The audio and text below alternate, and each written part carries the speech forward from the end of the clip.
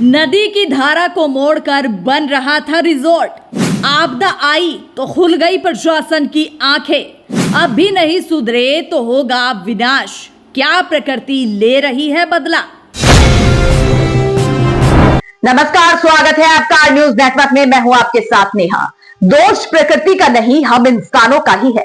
उत्तराखंड में इतनी तबाही मच चुकी है, भारी मात्रा में नुकसान हुआ है। कौन है इसका जिम्मेदार?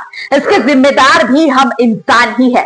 खासकर सिस्टम कुछ गलतियों की वजह से डेवलपमेंट करने और तकनीक से जुड़ने के चक्कर में अक्सर लोग प्रकृति के साथ खिलवाड़ कर देते हैं, जिसका खामियाजा सभी को भुगतना पड़ता है। और प्रकृति जब बदला लेती है तो बहुत भयंकर तरीके से, जिसका रिजल्ट अभी हाल ही में सबके सामने आ चुका है। अब भी अगर लोग नहीं सुधरे, सिस्टम अगर और ज्यादा सख्त नहीं हुआ, प्रकृति के साथ खिलवाड़ बंद नहीं हुआ, तो निश्चित रूप से विनाश होगा। फिलहाल एक ताजा उदाहरण आपको बता देते हैं। उत्तराखंड में नदी की धारा को मोड़कर माल देवता में रिजॉर्ट बन रहा था, लेकिन किसी को पता नहीं चला। आपदा के बाद हुई इस जांच में जिम्मेदार विभागों की सुस्ती पर सवाल उठने अब लाजमी है। रिजॉर्ट रातों रात तो बना नहीं।